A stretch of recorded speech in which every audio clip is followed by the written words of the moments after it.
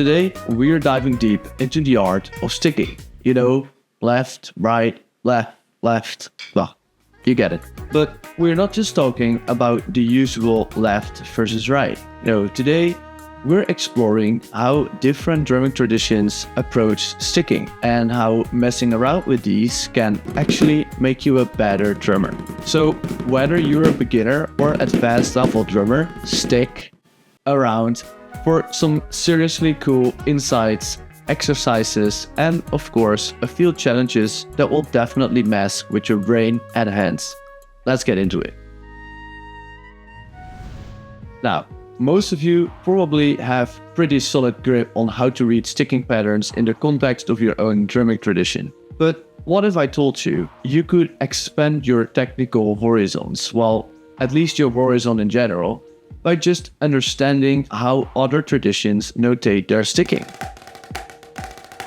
You'd be surprised how much you can learn just by switching perspectives. Take for example the Basel style.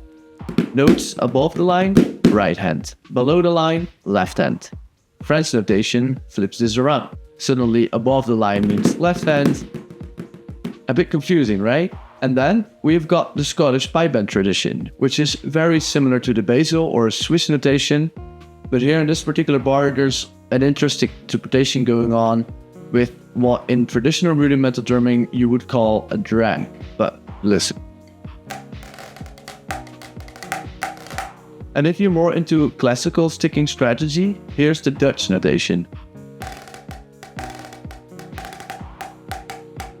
Well, it's actually missing the notation, to be completely honest. Here in the Netherlands, we don't always write out the sticking explicitly. We base it on solid 16th note groupings, and then we follow that pattern across the multiple rhythmic figures. So, why does this matter? If you only know one style of sticking notation, you're actually limiting your drumming abilities. Trying out different notations will sharpen your technical understanding and skills and expose you to more rhythmic possibilities. So here's a fun suggestion. Take a simple exercise you've been playing for years and now reverse the sticking. Suddenly you'll notice a few things. Your hands don't cooperate the way they used to and your brain has to work a little harder. Good exercise, right? Just changing up the sticking in general can be very, very challenging. So let's have a look at this exercise. Here I have the same bar, but with 4 different stickings. Try to play along with me and you will notice it can be quite tough.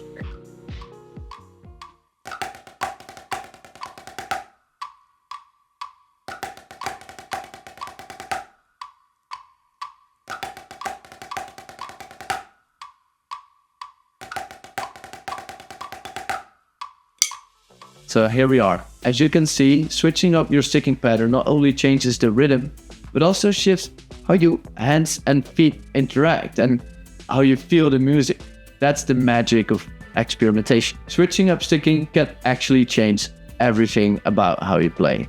When I talked with Kevin Donka at the Global Symposium for Rudimental Drummers in Washington, D.C., he gave me a tip that really stuck. Play the not so easy rudiment.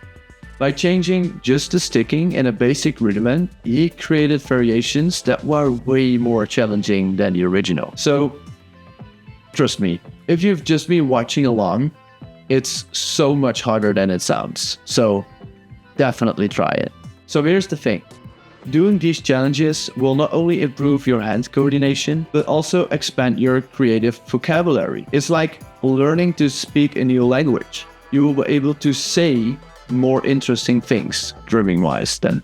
Besides all these traditions and normative concepts, if you will, every drummer, so as you, develops their own natural sticking preferences. For me, it's definitely the American rudimental sticking. So for instance, when there's like a full 4/4 bar of 16th note with an accent on every downbeat, I would naturally play that as paradiddles. That's just my preference. But then, when I joined the drumline of KTK, I had to adapt. They prioritized consistent alternating stickings, which totally pushed me outside of my comfort zone. So we often get stuck in our ways, and that's fine for some stuff. But what happens when you start challenging those natural preferences? You get more versatile, you get more adaptable, you get actually better. And the best part, you don't need to be married to one sticking strategy. Research shows that it's not about whether you're alternating or doing a dominant hand lead, it's about being flexible.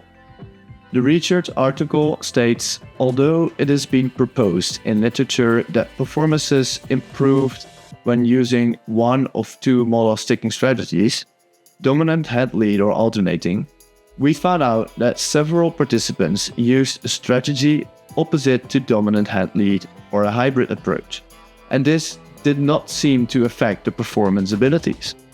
This could be due to experience, but it suggests that the modal sticking strategies so commonly used in method books and teaching might actually not directly correlate with improved performance in sight reading tasks. End of the quote.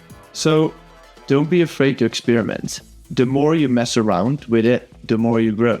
Now let's talk about something vital, your feet. No matter what you're playing, your feet are the foundation of everything. In marching percussion, for example, your hands often coordinate with your footwork. So what happens when your sticking doesn't match the foot placement? And same thing goes for drum kit playing. Think about accenting with both your right hand and your right foot. Getting these things to sync up perfectly is the key to fluidity. To get this right, practice sticking variations over a steady foot ostinato. This will develop both hand-foot independence and a sense of balance. Where your hands and feet are in sync, your playing will feel smoother, more controlled, and much more effortless. So, what's the takeaway here? We might not be conscious enough about how much there is to explore, to learn, and to develop here on such a simple concept of just sticking. Sticking isn't about doing what's comfortable. It's not just about lefts and rights. It's much more. It's about exploring different systems, challenging yourself with new patterns, and making playing more dynamic. Whether you're trying out Basel versus DCI sticking, or trying exercises syncing up your footwork with your hands, the possibilities with just sticking are actually endless. And hey, if you have made a good start with the exercises, you might consider some quality tools. If you want precision, control, and consistency, make sure you're playing with the right sticks. So check out our RD drumsticks to make your practice even better. So to wrap up this video, remember to experiment, push your limits, and keep sharing your progress with us. Try using sticking patterns to grow your skills. And before I forget, please don't forget to like, comment, and subscribe for more drumming education and content. Until next time, keep drumming.